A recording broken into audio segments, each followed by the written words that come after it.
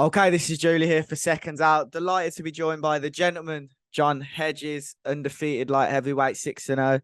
John, how are you? Yeah, very well, thanks, Joe. Keeping well, training hard, and yeah, just ready to go again, really, mate. Just buzzing for our next fight. Yeah, you were last out in May, weren't you? Yeah, end of May, May the 21st. Got a nice knockout win, and yeah, just looking forward to do the same again.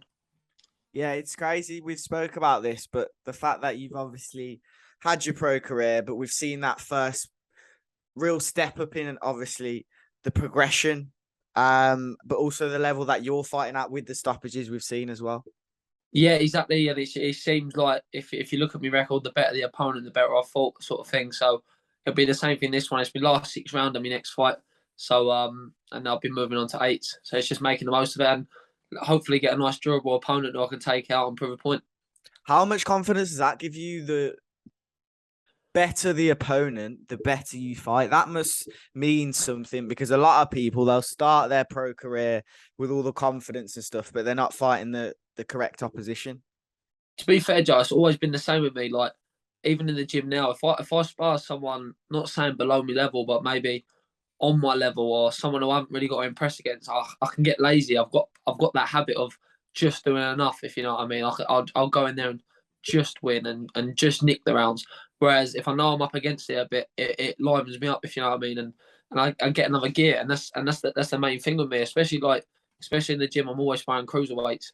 It's you got to be on your game because if you get clipped off these boys, these are big punchers. So it's making me spar better and everything like that. I always find if I'm up against it, that slight bit, I perform that much more. So the undefeated records, the boys with the more wins, they're the ones I want. Yeah, and you've said there you're going to be out again soon. When's the last six round that you'll be in? It's gonna be it's not announced yet, but it's gonna Okay. be sorry, hold on. It's gonna be October. We're looking at the later October, but we've got something roughly scheduled in, but it'll be announced within the next week or so. I'm hoping, and yeah, back to work. Yeah, we've seen you active though, although you haven't fought since May on the reality TV side of things on Channel 4. How was that, John? Oh mate, Joe, boy, I'll tell you, it was an experience. Put it that way. It was one of them ones. I thought, let's go for it. I'm with a talent agency called All Star Talent Agency. I've been with them for about a year and a half now. They've been with me since I started my pro career, and they get me loads of events and things like this. And they said this TV show's come up, and to be honest with you, it didn't put me off my training. It was they come to my house to film. They followed me to my boxing. It was nothing that I had to put myself out for. So I'd be stupid not to do it. Met some real good people along the way as well. So yeah, I was honoured to do the show actually, and it come out quite a good, bit cringy on my behalf, but I had to do what I had to do. What was it for people who haven't seen it or want to check it out? It was on Channel 4, literally Monday just gone. But it's all on the catch up if you want to catch up on it and things like that. But it's second hand 50 grand. The show's called, and it's basically this the main office is in Bishop Stortford, right where I live actually. So that's why it was kind of easy for them to use me. But it's the biggest. I don't know how to put it. It's the biggest, like not second hand though. Like they sell things like sounds stupid, like a handbag in there for like 25 grand. Like they've got the rarest products and they've got a massive name from what they do. So like they'll have watches in there, like 100 grand of watches, what people can't source, they're able to source.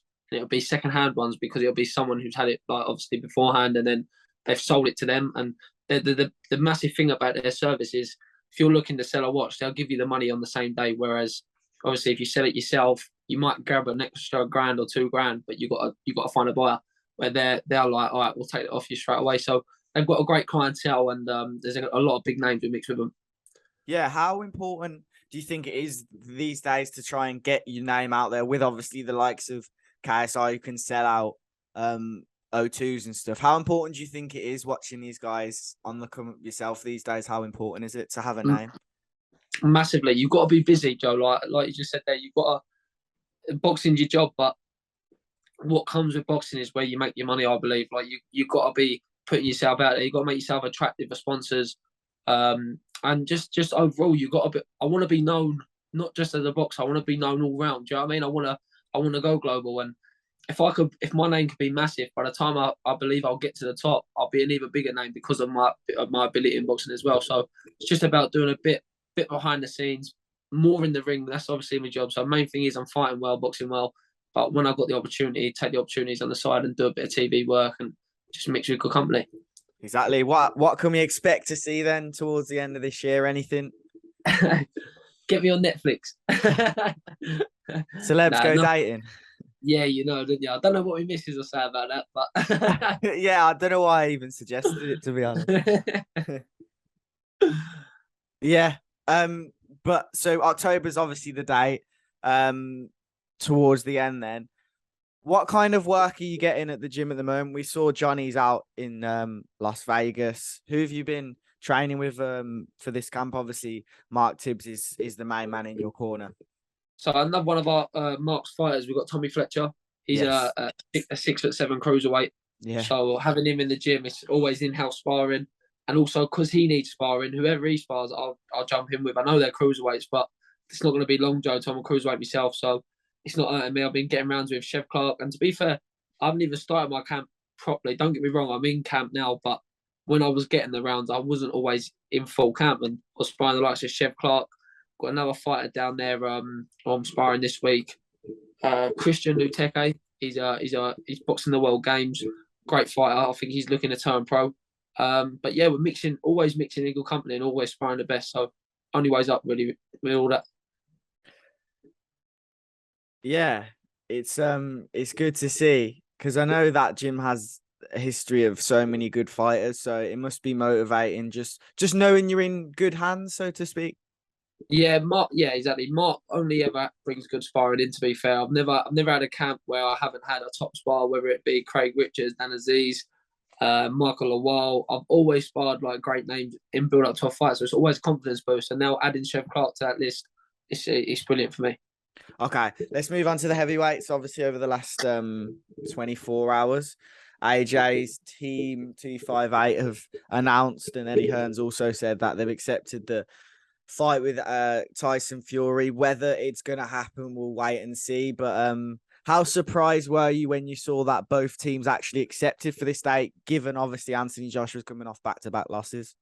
Yeah, do you know what? I can't lie, Joe. I just like this feeling that it would happen because that's the money fight for both fighters. Don't get me wrong, they've probably got a ton of money and it's irrelevant, but it's giving Anthony Joshua a second chance. So for him, it'd be shameful if he didn't take the fight because this fight changes his career because he's got a chance of beating Tyson. I don't believe, in my opinion, he will, but he's well in the fight. It's heavyweight boxing, it's one punch. So he's been given a massive opportunity. But yeah, I think it makes sense. Give the fans what they want. It's going to be entertaining. It's going to be an historic fight. And yeah, like the Usyk fight's always there for Fury. Usyk hasn't returned home since February, so he's just gone back now. So the time he gets back from being back in Ukraine and doing things like that, I think it makes sense just get another fight on the go. And what better fight to be than AJ Fury? Yeah, for sure. You say you think Fury has that fight and wins it. How do you believe he beats Anthony Joshua, John? I don't think Fury stops him. Potentially late rounds, but I don't think it's a stoppage. I think it's more a points win, but a draining win. I think Fury boxes well, keeps it long, holds, tangles up, does what he does good, and I think he could drain Joshua like just from his size and things like that. But I think Joshua will have a bit of luck. I don't think it's gonna be one of them fights where it's like all on Fury. I think Joshua will land, but I think Fury might be that too little bit too clever, a little bit too smart, a little bit too quick, and obviously the size advantage. But yeah, that's my opinion. Yeah, it's a good fight, man. And let's get personal. I want to talk about this Canelo Golovkin fight. Just quickly, what type of guy are you, John? Are you someone who stays up for the fights, gets excited 3, 4, 5 a.m., got the DAZN on, paying for pay-per-view, or are you just watching it the day after on stream? Them sort of fights normally all depends where I'm at in like my camp. If I haven't got training the next day and I've got a few mates and they ain't doing nothing, say come around boys, like we'll watch the boxing. But if I'm in camp, man, I can't do the late nights. I could be a party animal if I tried. I can't do a late night, man. Honestly, I can't get up in the morning. So it's I do end up catching up, but normally I put on them, like the long highlights, where it's say like it's an hour fight, it'll cut it down to 40 minutes. So you still get to see a lot of the fight, but it just cuts out the little the minute in between rounds and things like that. Yeah, you should start a petition as a fighter on DAZN and Matchroom. You should be able to get these kind of fights for free. And share the codes around as well. Let me know if you get one. No, I'm looking forward to that fight. Listen, we'll catch up soon in October, about a month from now, I presume end of the month, as you mentioned. So we'll do something beforehand. Who knows? I might be at the fight as well. So look forward to seeing you go to 8 rounders, 10 rounders in the future, cruiserweight, etc. There's a long, positive career ahead of you. We'll see you on TV soon as well. So you know that. there's a lot to look forward to. Thanks for your time, though. Cheers, Joe. Thank you, mate. Nice one, bro.